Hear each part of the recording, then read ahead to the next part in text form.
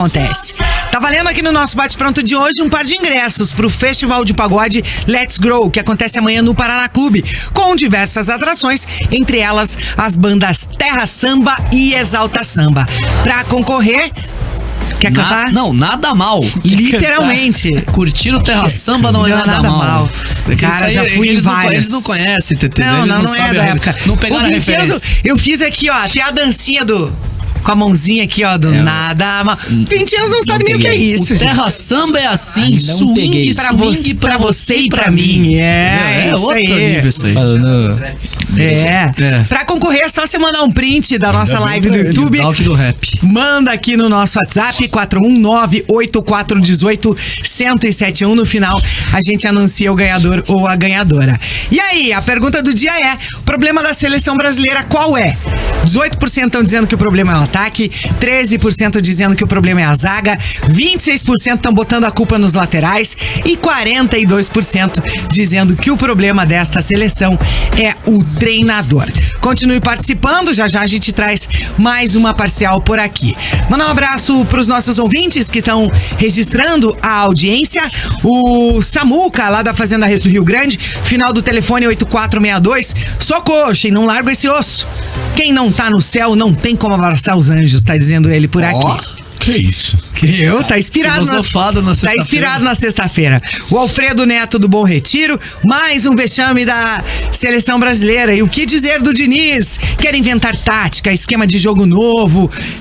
Tá falando aqui, na verdade, palhaçada. Ele só usa o esquema que ele usa no Fluminense, só que no Fluminense ele treina todo santo dia.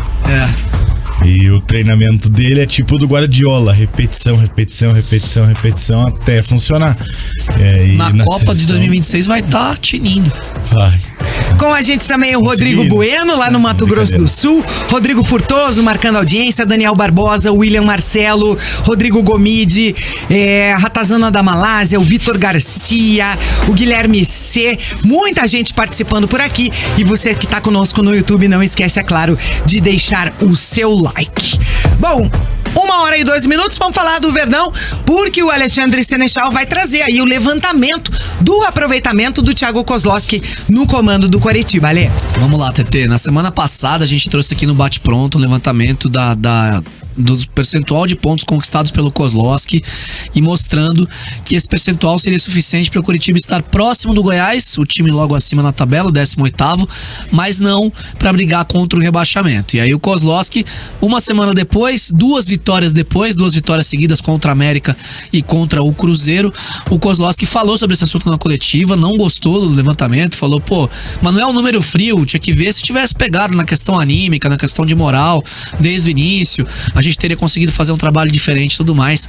Antes de trazer os números novamente, vamos ouvir a palavra do técnico do Coritiba. Esse dia eu estava ouvindo uma situação, uma entrevista que eles falaram assim, com o percentual que o Thiago tem, o Coritiba não escapava.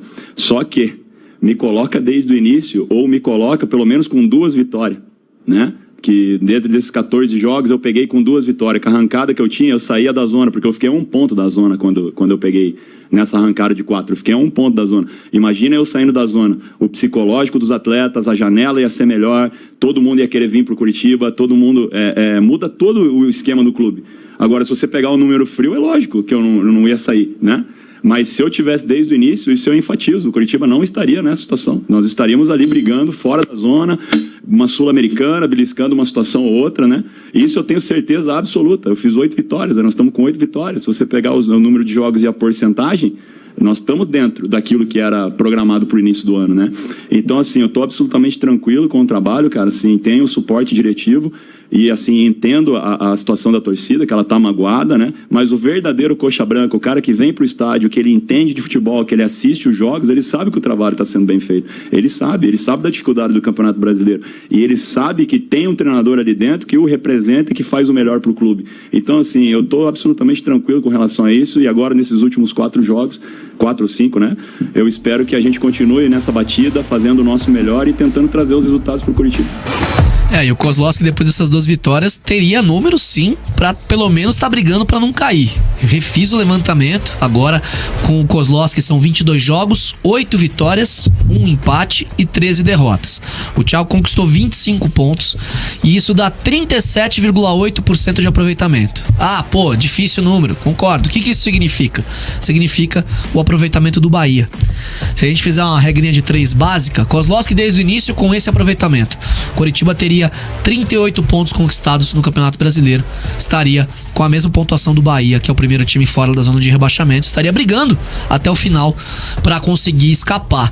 E aí, claro, o Thiago Kozlowski é o cara das 8 derrotas seguidas, né? O técnico que estava no Coritiba quando o Coritiba registra as 8 derrotas seguidas, mas também é o técnico que assume com o Coritiba 12 jogos, apenas 4 pontos conquistados, tinha perdido 8 e empatado 4, assume com o Coritiba sem vencer ninguém, e aí tem aquela sequência dos 4 jogos e 10 pontos conquistados, né? Venceu 3 jogos, venceu Goiás, América e depois o Fluminense, e no meio do caminho empatou com a equipe do Cruzeiro fora de casa. Então o Kozlowski assume, vai bem, depois tem as 8 derrotas seguidas, mas agora ele falou, no número frio, claro que eu ia estar mal e tudo mais, me coloca desde o começo pra você ver o que teria acontecido. Se eu pego com 2 vitórias a mais, aquela sequência era suficiente pra sair da zona de rebaixamento. E é verdade, teria saído mesmo.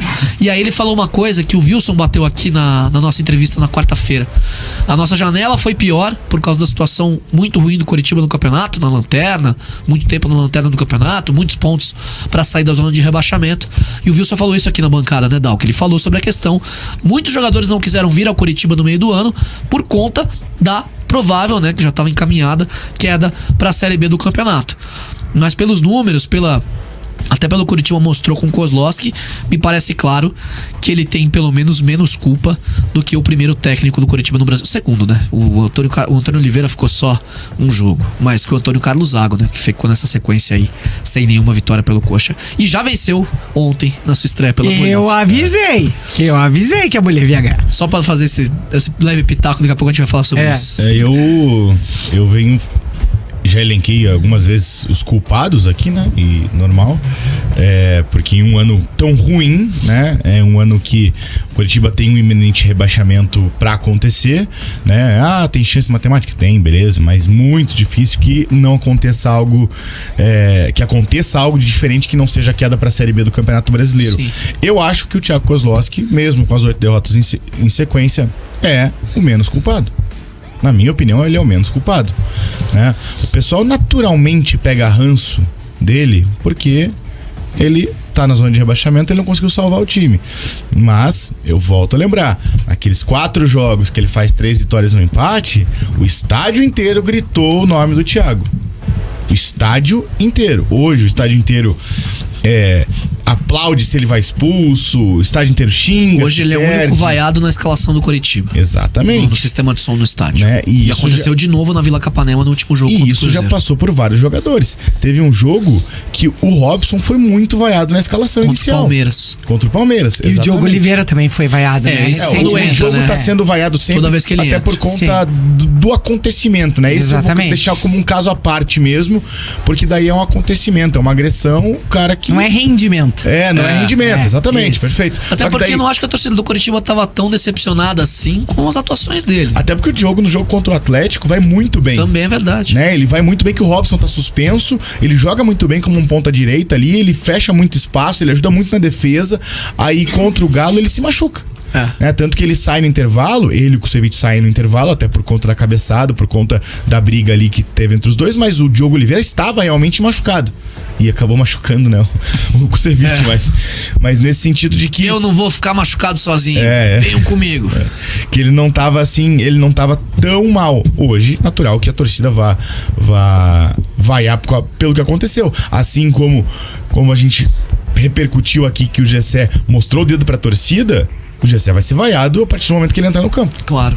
Quer dizer, não vai mais, né? E não vai haver nenhuma punição também. Não vai mais porque... não vai ter torcida. Não vai ter torcida, verdade, né? Então ele não vai ser vaiado. Mas, pra mim, é uma falta de respeito. Completa. É uma falta de respeito, né? Você imagina... De um cara que sequer estreou com a camisa do Coritiba, né? Vamos ser bem sinceros. Exatamente. Imagina... Pega como a SAF, no pensamento de SAF mesmo, de empresa. Imagina um funcionário seu mostrando o dedo pra todos os seus investidores. esse cara seria demitido na hora. Com os seus consumidores, né? Porque o que mantém um time de futebol vivo é a sua torcida. Sim, não, eu só dei o exemplo dos Né, investidores como... Mostra o dedo pro Petrelli pra você ver o que acontece. É, entendeu? Exatamente. Não precisa ir tão longe. Beijo, Petrelli, se mostra estiver o na dedo escuta. pro Linhares, ué. É, Não é isso verdade? aí. Pra você ver o que acontece. Seja desrespeitoso com o chefe seu no trabalho, você que tá ouvindo a Não gente. precisa nem até Você o sabe, Petrelli. você sabe que você não precisa nem passar na RH, você já junta as coisas e já vai pra casa, que você sabe que a demissão a justa causa é certa.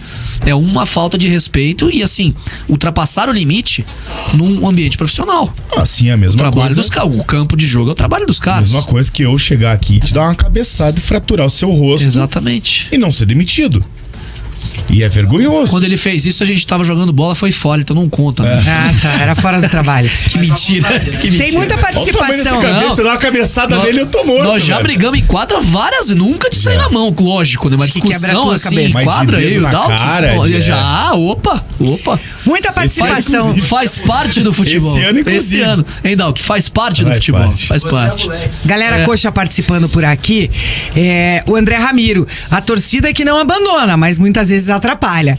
O Marcos Roberto de Assis. O problema não é o treinador, são todos em geral. É que assim, eu vou... Esse negócio da torcida atrapalha, eu acho que é difícil de falar isso também, porque eu não acho que a torcida atrapalha. Eu acho que a torcida do Curitiba, inclusive com a média que teve esse ano, pra campanha que teve esse ano... Caraca, é um fez absurdo. milagre. E as atitudes, a torcida do Curitiba teve vários jogos numa situação deplorável, inclusive tomando goleadas em casa, em que apoia os 90 minutos e deixa pra critica vaiar depois que o apito final. E inclusive... Tomando 4x1 do Bahia em casa, tomando 3x0 do Cuiabá em casa. Claro, algumas vaias, alguns focos, mas no geral do Couto Pereira, estávamos lá na maior parte dos jogos juntos, eu e o Dalk, e vimos isso. Só que é natural que O a torcida apoio seja foi cansada, incondicional e assim, algumas vaias acontecem porque também, claro, o Curitiba fez uma campanha em casa de 3 vitórias, gente. né? É muito pouco. 4 contra agora que ganhou do Cruzeiro, mas o jogo na Vila, né? 3 vitórias no Couto neste ano. No brasileiro. Neste ano, perdão, no Campeonato Brasileiro, isso. E assim, eu acho difícil você colocar essa culpa porque também tem que ter um entendimento de que a torcida tá muito cansada. É. Pô, você pega, o Curitiba teve um rebaixamento em 2017 que foi extremamente improvável. É verdade. Né? Isso sem falar do rebaixamento de 2009. O Curitiba que caiu foi 6 muito vezes improvável. e em 2009 dava pinta que ia brigar lá em cima, Sim, por tanto exemplo. que hoje em dia a média histórica é 45, porque Sim. o Curitiba caiu com 45 pontos. Sim. O único 45, time isso. que caiu com 45 pontos foi o Curitiba em 2009. Isso. Por isso que hoje o número mágico quando se inicia o Campeonato Brasileiro é 46. Pelo motivo de que nunca ninguém caiu com 46. Mas mesmo com Só 45 os times já trabalham, porque isso aí foi uma exceção zaça da exceção regra. total. E daí assim, o Curitiba cai em 2017, passa 2018 na Série B, muito mal, termina em 10º, Aham. vai pra 2019, sobe no pau da goiaba. Na última rodada contra o Vitória Meu fora de Deus. casa, 2 gols do Vanderlei, que passou o ano inteiro no departamento médico. É. Volta pra Série A, faz Vanderlei 30... não é o goleiro, tá, gente? É aquele centroavante que começou na Ponte Preta, Isso, tá? Pra o quem ex-Flamengo. tá meio perdido aí na história. 2020 cai com 31 pontos. Isso. Ano passado sofreu muito pra permanecer com uma campanha horrível fora de casa. Cara, se o Coxa tem a campanha que teve esse ano fora de casa, com 4 vitórias, o Coxa teria ido pra Sul-Americana com muita sobra. Com sobra. Né? E daí Talvez esse pegava ano, G10. Esse ano passando essa vergonha toda que estava a 2 rodadas de poder ser rebaixado.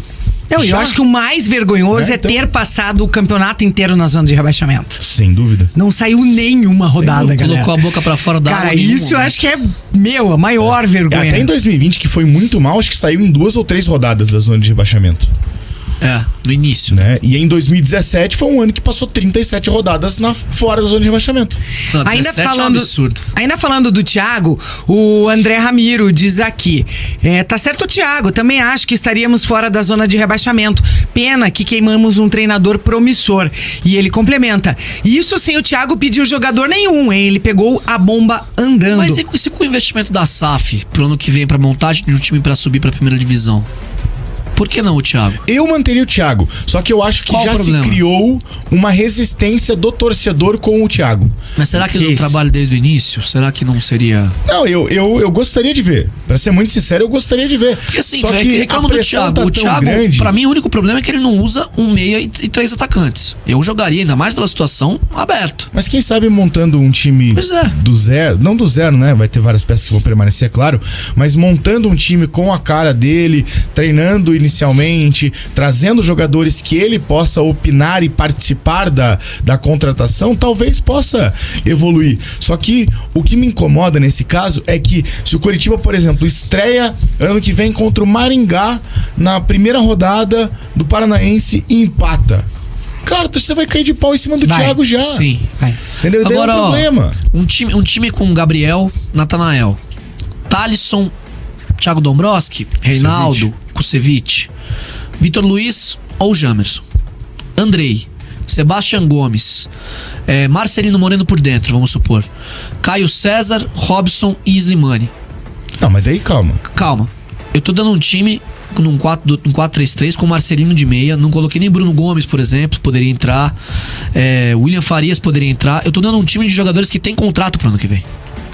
Sim. Mas um passarinho já Todos me com contou contrato. que o Kusevich não quer jogar a Série B. E eu acho que não vai ficar também por conta. E aí, assim, Um passarinho falou, o ele Kusevich já saiu- bateu na mesa lá e já falou que não quer jogar a Série B do ano Parabéns que Kusevich pra ele, saiu participou do- um monte de derrota, agora que não quer jogar a Série Mas B. assim, o Kusevich saiu do Palmeiras pra vir pro Coritiba pra jogar e pra ter chance na seleção chilena, porque sabe que tem bola pra fazer parte pelo menos do plantel do Chile. E o Kusevich é bem visto, inclusive, na comissão técnica chilena. Com o Coritiba na segunda divisão nacional, o interesse dele diminui muito. Até um abraço pro Thiago Dias, que mandou uma mensagem aqui no meu Instagram. Até uma perguntando aqui, vocês acham que o Jamerson, o Moreno e o Slimani ficam? A minha dúvida maior é a do Slimani. O Apesar Moreno de ter tem contrato, mais um o ano. Jamerson também. Os Tá, dois têm Slimani contrato também, mais claro. longos. O Slimani tem contrato até o final do ano que vem. O Jamerson e o Moreno têm 3 ou 4 anos de contrato, cada um. A questão do Jamerson era reserva, mas ele tive conversa. Saiu o Gustavo Marques, nosso companheiro, falou com o empresário do Jamerson, só saiu no Twitter esses dias, que o Jamerson queria ser negociado para o ano que vem e estava insatisfeito com a reserva. Conversei com algumas pessoas internamente no Coritiba que dizem que o Jamerson ficou insatisfeito com o empresário por ter dito isso e que tem foco em permanecer no Coritiba, inclusive em caso de rebaixamento. Que entende que tem a entregar, insatisfeito no sentido de, claro, Empresário perdeu. É o Pita, né? É o Palinha. É o Pita, Palinha. Palinha. Cara, também que tem que encheu o bastante Jamerson, saco. assim, ele fica, claro, insatisfeito por não jogar, por perder a posição, mas que entende que tem bola e tem condições de ganhar a posição novamente e conseguir subir com o Coritiba. Então, pelo que eu ouvi de dentro do clube, não tem intenção de ir embora.